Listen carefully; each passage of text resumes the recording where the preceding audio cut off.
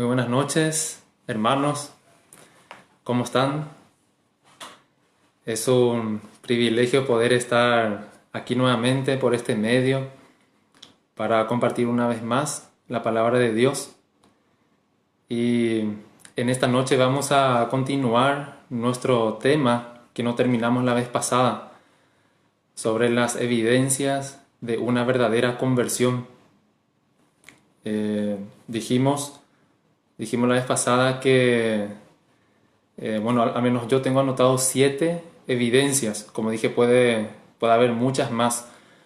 Pero esas 7 evidencias es basándonos en los capítulos 1 y 2 de la primera carta de Juan. Capítulo 1 y 2. Basándonos en esos capítulos, pude encontrar 7 evidencias de una verdadera conversión y pudimos desarrollar solamente 4, y entonces nos restan 3 más para completar. Pero antes de continuar, antes de ir directamente a los puntos de las evidencias, quisiera hacer un repaso de lo que ya vimos la vez pasada. Primeramente, evidencia, ¿qué significa?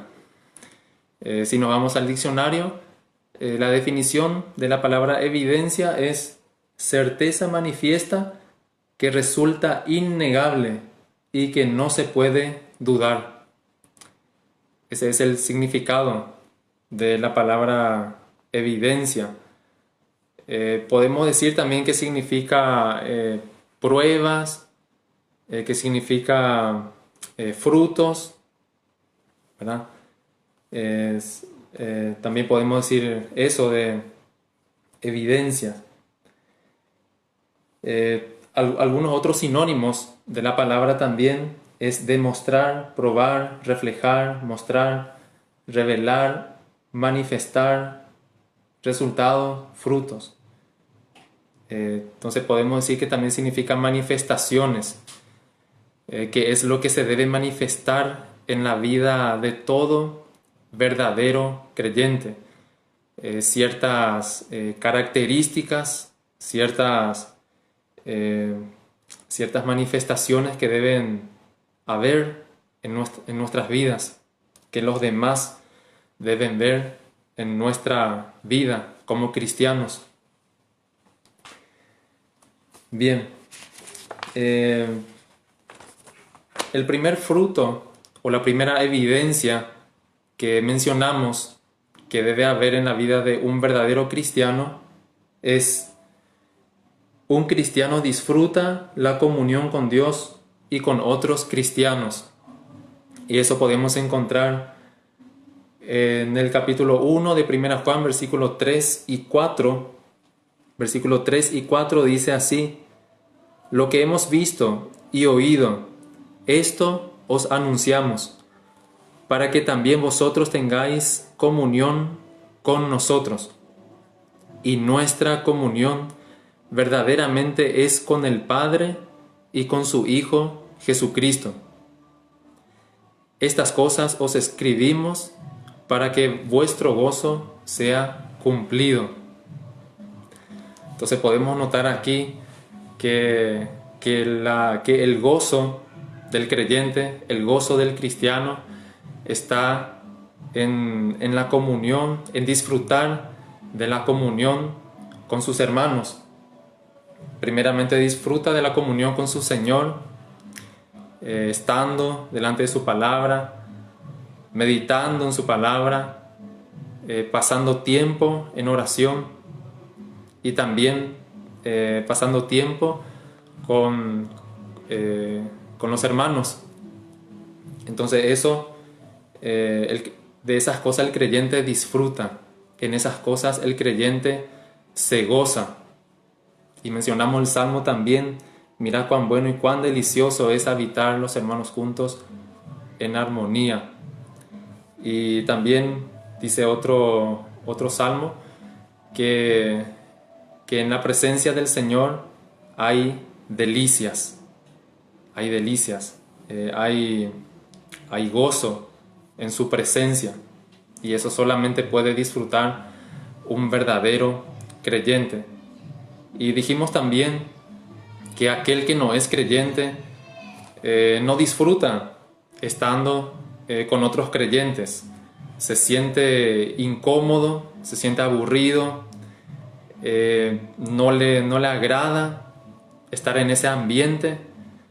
Entonces, eso podemos ver en la vida de un incrédulo, o podemos decir también en la vida de aquel que dice ser creyente, pero que en realidad no es. El punto 2, o la segunda manifestación de un verdadero creyente, la segunda evidencia, es un cristiano vive una vida conforme a la voluntad de Dios. Y eso encontramos en los versículos 5 hasta el 7 del capítulo 1 de 1 Juan. Este es el mensaje que hemos oído de Él y os anunciamos. Dios es luz y no hay ningunas tinieblas en Él. Si decimos que tenemos comunión con Él y andamos en tinieblas, mentimos y no practicamos la verdad. Pero si andamos en luz como Él está en luz, tenemos comunión unos con otros. Y la sangre de Jesucristo su Hijo nos limpia de todo pecado. Entonces esta es la segunda evidencia, la segunda evidencia de un verdadero cristiano. Un cristiano vive una vida conforme a la voluntad de Dios.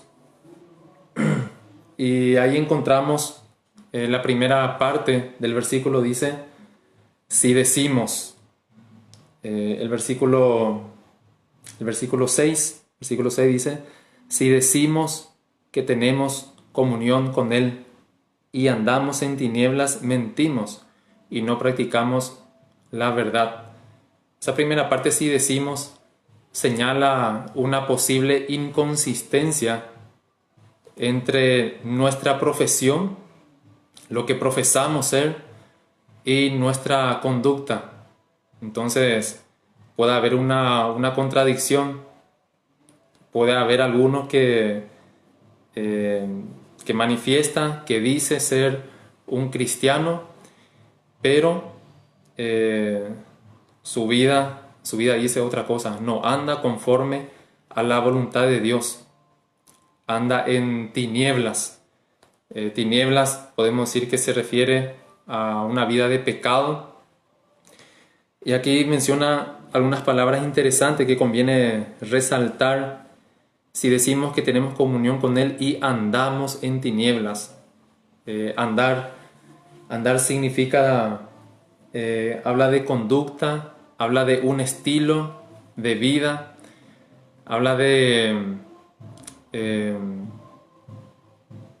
hábitos, ¿verdad? Entonces, un creyente, su estilo de vida no es, uno que no es creyente, uno que no vive conforme a la voluntad de Dios, entonces tiene el hábito de practicar el pecado. Dice, y no practica la verdad. No practica la verdad. Pero si andamos en luz como Él está en luz, andar en luz significa andar conforme a la voluntad de Dios, obedeciendo su palabra y viviendo conforme a ella. Si andamos en luz como Él está en luz, entonces tenemos comunión unos con otros y la sangre de Jesucristo su Hijo nos limpia de todo pecado.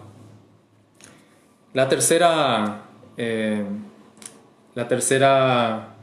evidencia que debe haber en la vida de un verdadero cristiano es que un cristiano se inquieta cuando comete un pecado. Eso podemos mirar en el mismo capítulo 1, versículos 8 al 10. Si decimos que no tenemos pecado, nos engañamos a nosotros mismos y la verdad no está en nosotros. Si confesamos nuestros pecados, Él es fiel y justo para perdonar nuestros pecados y limpiarnos de toda maldad. Si decimos que no hemos pecado, le hacemos a Él mentiroso y su palabra no está en nosotros. Dijimos también la vez pasada que al ver estas evidencias, al ver estas manifestaciones que debe haber en la vida de un verdadero cristiano, nos debe llevar a un autoexamen, a examinarnos. Debemos mirar nuestra vida delante de la palabra de Dios y ver cómo estamos delante del Señor, hacernos un examen sincero, si de verdad estamos en la fe, si de verdad somos renacidos, si de verdad somos verdaderos cristianos.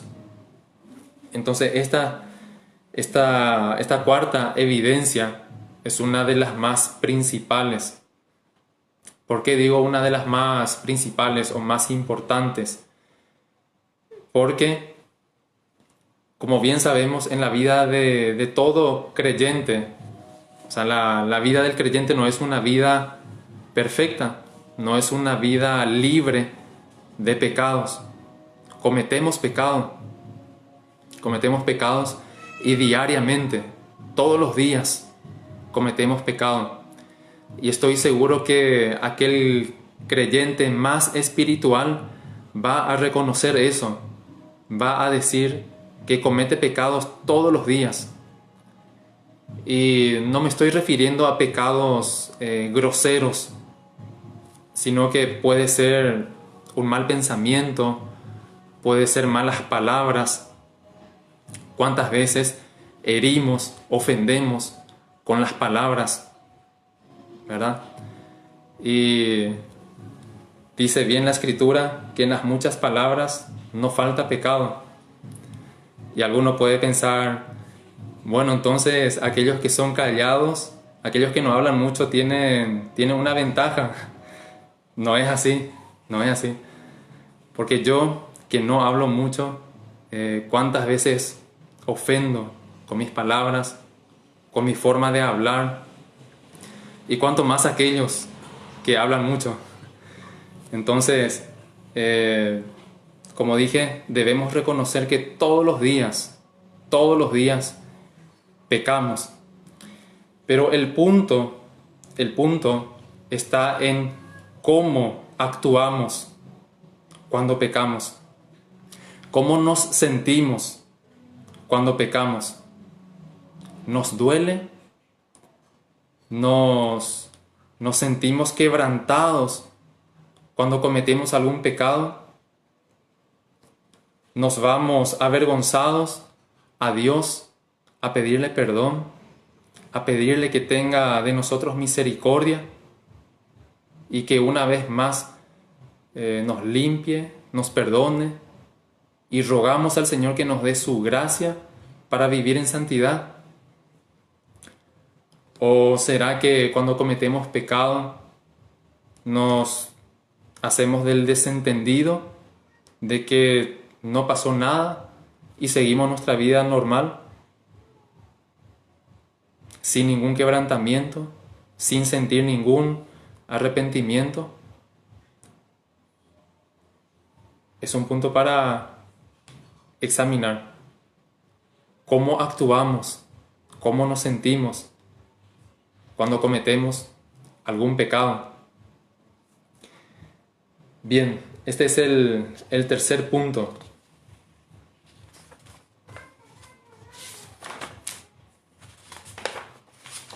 El cuarto punto que vimos también la vez pasada es: un cristiano obedece los mandamientos de Dios y procura, se interesa en conocer la voluntad de Dios. Un cristiano obedece a los mandamientos y procura, se interesa en conocer la voluntad de Dios. Y esto encontramos en el capítulo 2 de Primera Juan, versículo 3 al 5. Y en esto sabemos que nosotros le conocemos, si guardamos sus mandamientos. El que dice, yo le conozco, y no guarda sus mandamientos, el tal es mentiroso, y la verdad no está en él. Pero el que guarda su palabra, en este verdaderamente el amor de Dios se ha perfeccionado. Por esto sabemos que estamos en él. El que dice, varias veces ya estamos leyendo esa misma frase. Si decimos, el que dice, entonces me acuerdo nomás ahora del libro de Tim LaHaye. Yo sé que varios hermanos conocen ese libro, Cómo estudiar la Biblia por sí mismo, y ese hermano recomienda, antes de empezar cualquier estudio de la palabra de Dios, él recomienda leer Primera Juan, leer el libro de Primera Juan. ¿Por qué? Para asegurarnos de que somos verdaderos creyentes. Porque si no somos verdaderos creyentes, no sirve, no tiene sentido pasar al siguiente paso, que es el estudio de la palabra de Dios. Entonces el hermano recomienda eso, leer antes que nada, antes de cualquier estudio, leer el libro de Primera Juan, para asegurar de que somos verdaderos creyentes. Y que dice, el que dice yo le conozco y no guarda sus mandamientos, el tal es mentiroso, y la verdad no está en él. Hace rato dijimos que un verdadero cristiano se caracteriza por andar, por vivir conforme a la voluntad de Dios. Y pregunto, ¿cómo vamos a conocer la voluntad de Dios? ¿Cómo podemos conocer la voluntad de Dios? Por medio de su palabra, leyendo su palabra, meditando en ella. Si no leemos nuestras Biblias, si no leemos su palabra, es imposible querer conocer la voluntad de Dios. Entonces, esta es la cuarta característica de un verdadero cristiano, la cuarta evidencia, que obedece los mandamientos de Dios y procura y se interesa en conocer su voluntad. Bien, ahora la quinta evidencia de un verdadero cristiano es: un cristiano anhela reflejar a Cristo en su vida. Eso podemos mirar en el capítulo 2, versículo 6. El que dice que permanece en Él debe andar como Él anduvo. El que dice que permanece en Él debe andar como Él anduvo. Andar como Cristo. Vivir como Cristo. Parece imposible. ¿Cómo va a ser posible que nosotros, creyentes, que pecamos todos los días, podamos vivir la vida de Cristo? Si Cristo fue absolutamente sin pecado, Él no cometió un solo pecado. Y podemos mirar un pasaje, Primera de Pedro, capítulo 2, versículo 21.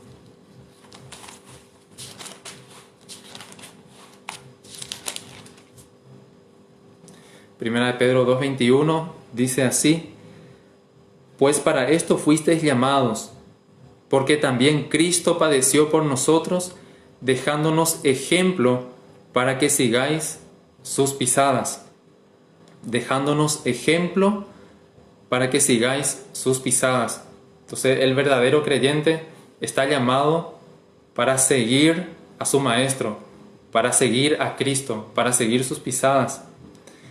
El versículo 22, podemos prestar atención en lo que dice este versículo: el cual no hizo pecado, ni se halló engaño en su boca. Entonces, ¿cómo vamos a vivir? ¿Cómo vamos a vivir la vida de Cristo si dice que Él no hizo pecado, ni se halló engaño en su boca? Recién estuvimos hablando sobre eso, de los pecados, del pecado que cometemos cuando hablamos, que muchas veces cometemos pecado con las palabras. Y Cristo no cometió un solo pecado, un solo pecado. Él fue perfecto, el único sin pecado. Ahora, ¿cómo es posible cumplir lo que leímos en 1 Juan? El que dice que permanece en Él debe andar como Él anduvo. Es imposible. Podemos pensar, ¿verdad? Pero en realidad, a lo que se refiere aquí no es a vivir una vida sin pecado. Es cierto, todo creyente debe procurar vivir en santidad. Debe procurar no cometer pecado. Debe procurar no cometer nada que ofenda a Dios. Pero como sabemos, tenemos todavía en nosotros esa naturaleza de pecado, el viejo hombre, la carne, que está totalmente inclinado, y dice la palabra que está viciado conforme a los deseos engañosos. Pero gracias a Dios, como dice el apóstol Pablo, que tenemos en nosotros el Espíritu Santo, el Espíritu de Dios que nos ayuda a vivir, a caminar en santidad.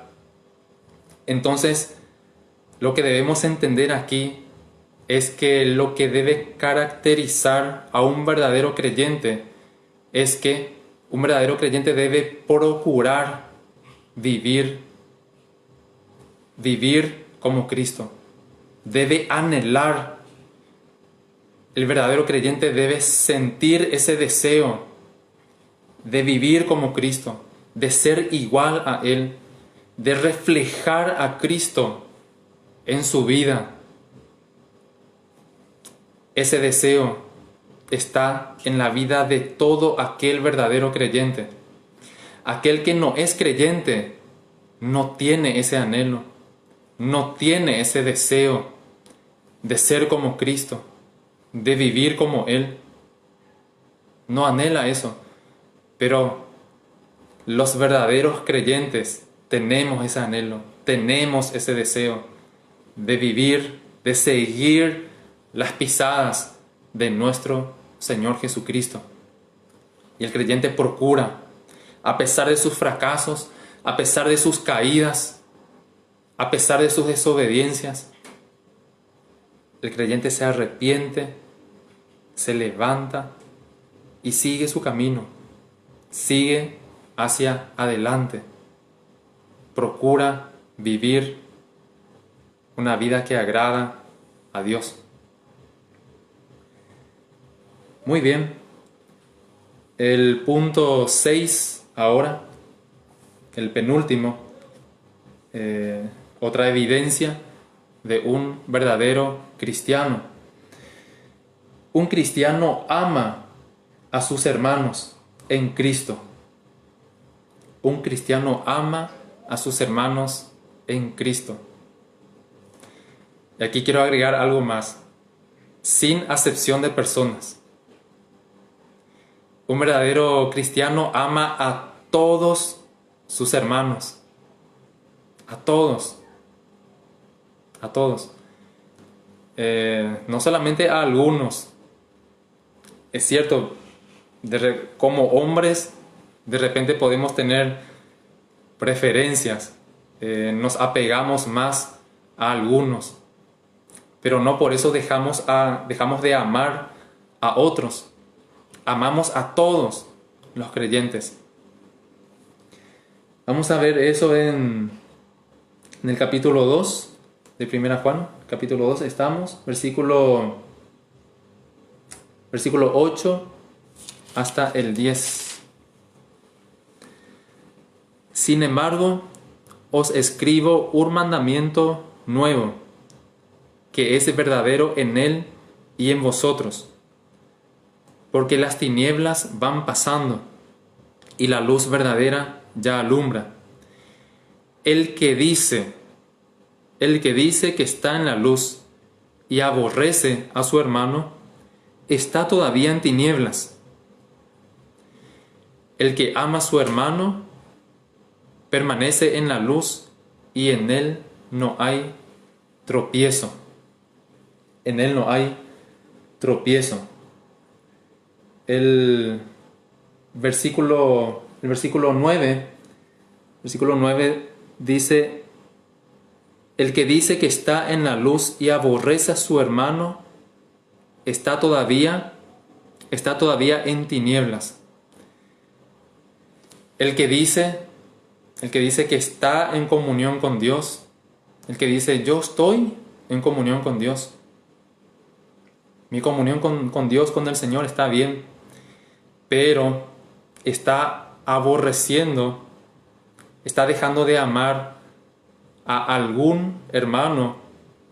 Entonces acá dice que está todavía en tinieblas. Está todavía en tinieblas. Hay un pasaje que puede explicar mejor esto, que está en el capítulo 4 de Primera Juan, versículo 20 y 21. Dice: si alguno dice yo amo a Dios y aborrece a su hermano, es mentiroso. Pues el que no ama a su hermano a quien ha visto, ¿cómo puede amar a Dios a quien no ha visto? Y nosotros tenemos este mandamiento de él: el que ama a Dios, ame también a su hermano. Está bastante claro. Nos dice que si algún creyente dice que ama a Dios, pero aborrece a su hermano, es mentiroso. Es mentiroso. Entonces todo verdadero creyente, el que dice, ¿verdad? El que dice que es un verdadero cristiano, que dice que ama a Dios, necesariamente debe amar a sus hermanos, a todos sus hermanos. Esa es una evidencia de una verdadera conversión. El verdadero creyente no siente odio, no aborrece a ninguno de sus hermanos. No puede suceder eso. No puede suceder eso en la vida de un verdadero creyente. Debemos amar a nuestros hermanos si decimos que amamos a Dios. Algo que me llama mucho la atención también del pasaje que hemos leído, capítulo 2, versículo 9.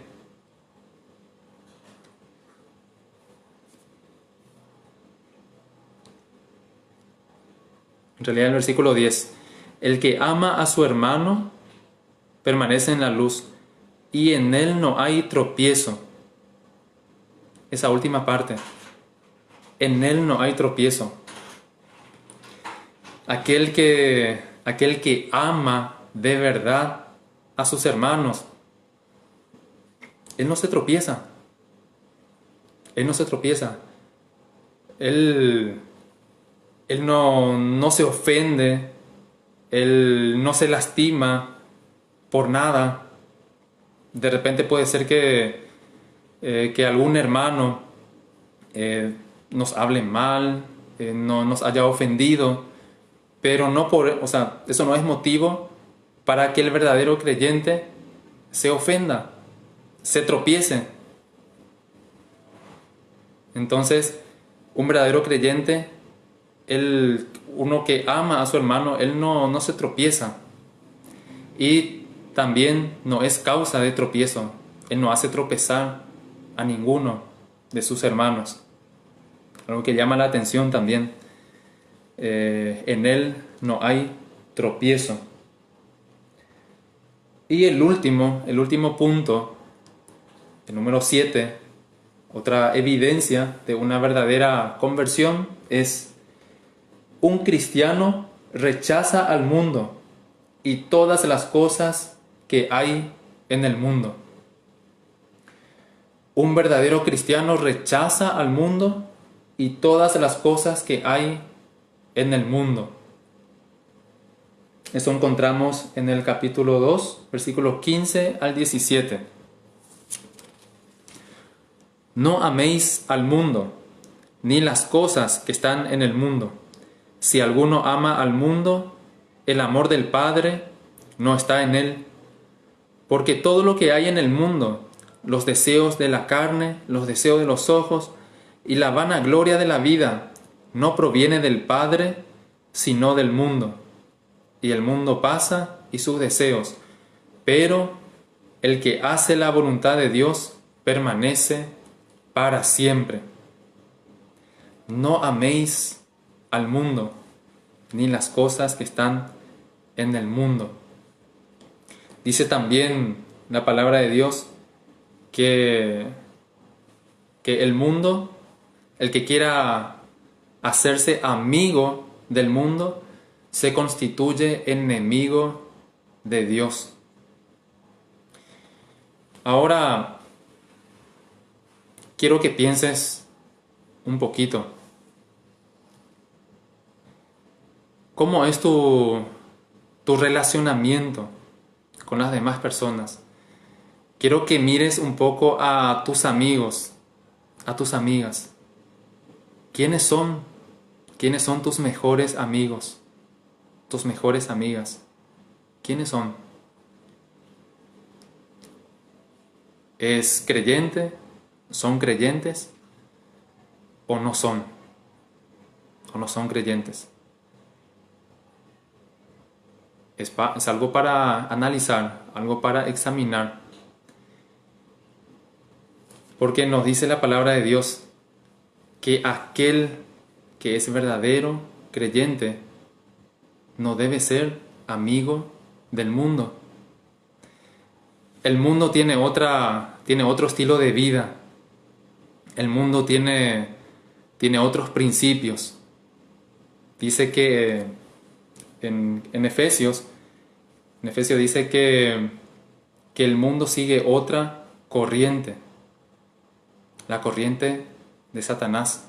Una corriente contraria a la voluntad de Dios. Ahora, ¿con qué clase de persona te gusta más estar? ¿Te gusta más conversar? ¿Con qué clase de personas te sentís más cómodo?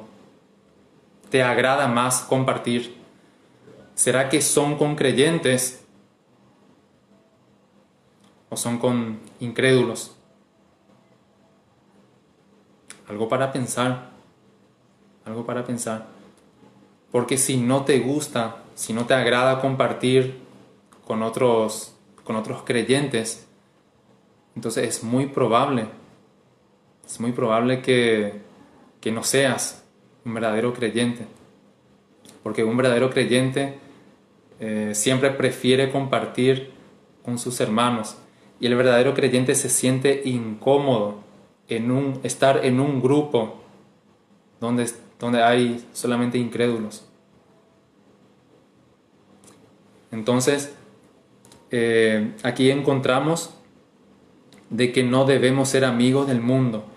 Habla de algunas prácticas también, de algunas cosas que hay en el mundo, que es lo que podemos encontrar en el mundo. El versículo 16 dice que todo lo que hay en el mundo, los deseos de la carne, los deseos de los ojos y la vanagloria de la vida, no proviene del Padre, sino del mundo. En el mundo, principalmente los jóvenes, ¿a quiénes ellos se quieren parecer? ¿A quiénes ellos quieren imitar? normalmente a los famosos, las personas famosas internacionalmente, en todo el mundo, y ponen como ejemplo la vida de esos famosos para vivir como ellos, para vestirse como ellos, para hablar como ellos, para conducirse, para tener una conducta semejante a ellos, una vida semejante a ellos. Pero el verdadero creyente rechaza esas cosas. El verdadero creyente tiene como modelo a Cristo. Quiere vivir una vida como su Señor. Quiere vivir una vida de santidad, una vida que agrada a Dios y no una vida que sea agradable a los ojos del mundo. El verdadero creyente tiene un estilo de vida diferente, donde los demás notan una vida diferente en él. Y aquel que no es creyente no quiere estar con aquel que es creyente. No quiere estar, no se siente cómodo, porque él ve una vida diferente en él. Él ve una vida conforme a la palabra de Dios, conforme a la voluntad de Dios. El mundo, ¿qué es el mundo? El mundo es el sistema de vida de la sociedad. Son todas las cosas contrarias a la voluntad de Dios. El mundo no quiere someterse a Dios. El mundo no acepta el gobierno de Dios porque está bajo el gobierno de Satanás. El mundo está en tinieblas. Y me acuerdo de un versículo que dice, donde el Señor menciona esta frase: no queremos que éste reine sobre nosotros. Podemos decir que esa es la frase, el eslogan del mundo, de la gente que está en el mundo. Ellos no quieren que Dios gobierne sus vidas. Ellos viven una vida de independencia y le llaman libertad a la vida que ellos viven, cuando en verdad están en esclavitud del pecado. Bien, estos son los puntos que pudimos ver, las evidencias de una verdadera conversión. Y hay un pasaje muy interesante también, antes de volver a citar todos los puntos que hemos visto, en Primera de Pedro 4:4. Primera de Pedro 4:4. Algo que concuerda también con lo que estamos diciendo. Dice: a esto les parece cosa extraña que vosotros no corráis con ellos en el mismo desenfreno de disolución y os ultrajan. Entonces, para las personas del mundo, los creyentes son raros, son anormales, porque no practican las mismas cosas que ellos hacen. No viven la misma vida que ellos viven. Y dice que les parece cosa extraña que nosotros no corramos con ellos en el mismo desenfreno de disolución. Entonces, mencionando nada más todos los puntos que hemos visto para rememorar las evidencias de una verdadera conversión. El primero es: un cristiano disfruta de la comunión con Dios y con otros cristianos. Segundo, un cristiano vive una vida conforme a la voluntad de Dios. Tercero, un cristiano se inquieta cuando comete un pecado. La cuarta evidencia: un cristiano obedece los mandamientos de Dios y procura, se interesa en conocer la voluntad de Dios.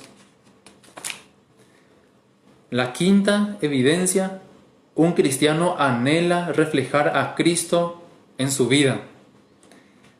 La última, la séptima: un cristiano rechaza al mundo y todas las cosas que hay en el mundo. Hermano, estos son los puntos que pude encontrar en los capítulos 1 y 2 de Primera de Juan. Las evidencias, las 7 evidencias de una verdadera conversión. Y mi anhelo, hermanos, es que nos examinemos, que nos hagamos un examen, una radiografía de nuestra vida, y tiene que ser un examen sincero delante de Dios, dejar que Él mismo nos muestre, que Él nos muestre cómo estamos, que aseguremos nuestra vida, aseguremos de que verdaderamente somos sus hijos, de que estamos en sus manos, de que estamos seguros en Él, y de esa forma no temer, ya no tener temor a la ira venidera, a la condenación eterna. Entonces este es mi deseo, hermanos, y también yo sé que al asegurar nuestra vida, nuestra salvación, cuando estamos seguros, cuando veamos todos esos puntos y vemos que esas evidencias están en nosotros, yo sé que eso nos produce gozo, alegría, contentamiento, gratitud y alabanza al Señor, porque Él nos salvó, porque Él hizo su obra en nosotros para que podamos obtener esta salvación tan grande, para que podamos tener esa seguridad plena de que somos salvos, de que somos sus hijos, y de que cuando cuando estemos delante de Él, Él pueda mirarnos y decirnos que Él nos conoce, ¿verdad?